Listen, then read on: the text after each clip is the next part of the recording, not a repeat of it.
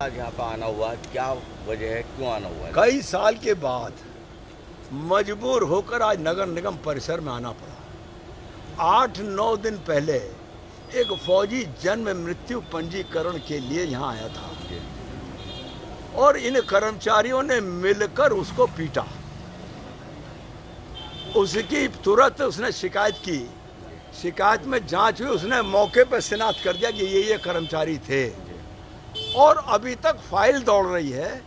उन कर्मचारियों के खिलाफ कार्रवाई नहीं हुई। वो फौज का सिपाही जो देश की सीमा पर हमारी निगरानी करता अपने जान दांव पर लगाकर, अगर वो आज अपने काम से आए तो उसे हम पीटेंगे।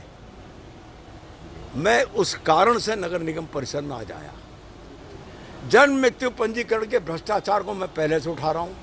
ये कोई डॉक्टर हैं गजेंद्र जी, वो ये कहते हैं मेरा काम नहीं है, जबरदस्ती मुझसे लिया जा रहा है।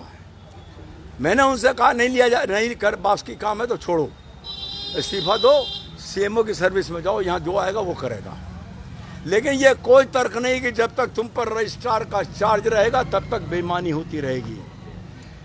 मेरे सामने 6 महीने से एक व्यक्ति दौड़ रहा था, उसको नहीं दिया, और जब मैंने घुड़की दी तो हाथ के हाथ निकाल के उसका जन्म प्रमाण पत्र बच्चे का दे दिया। मुझे सामने प्रमाण मिल गया।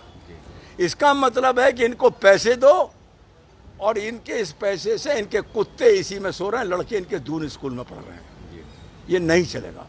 आम जनता के साथ उत्पीड़न बर्दाश्त नहीं होगा। भाजपा का एक एक कार्यकर्ता इनकी जान की पे लग जाएगा, पीछे नौकरी करना हराम कर दूंगा। दूसरी बात, छतरी पीर से घंटाघर सड़क बन रही है, 28 मीटर नाला नहीं जुड़ पा रहा है नगर निगम की वजह से। कि वो एक पहले राम रहीम फूल वाले की दुकान है, उसके नीचे से निकल के फिल्मिस्तान की रोड पर जाता है। आज भी प्रमाण मौजूद है उसका। उसकी दुकान पर भी कोई नुकसान नहीं होने वाला है। एक 10 दिन को ज़्यादा नुकसान होगा, वो उसको उठा के नाला जोड़ देंगे पीछे की तरफ, फिर दुकान बना लो।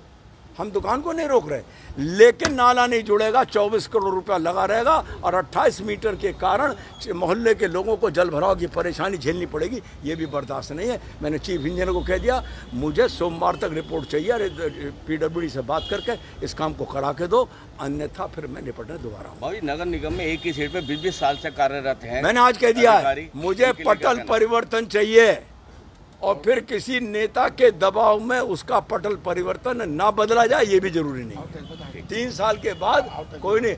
ऐसे हाउस टैक्स में हालत है, ऐसी जन्म मृत्यु पंजीकरण में हालत है, जनता से जुड़े हुए जितने ऐसी निर्माण में हालत है।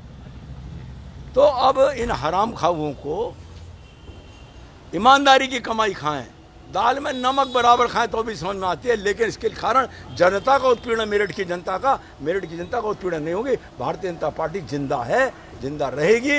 हमारी सरकार उत्तर प्रदेश में है, हम यहाँ हर तरीके से निपटने को तैयार हैं। सांसद जो लोग मारपीट करते नजर आ रहे हैं उन पर कोई कार्रवाई नहीं? अरे कार्रवाई अगर 3-4 दिन में नहीं होगी तो जो नई कार्रवाई कर रहे हैं उन पर कार्रवाई हो जाएगी।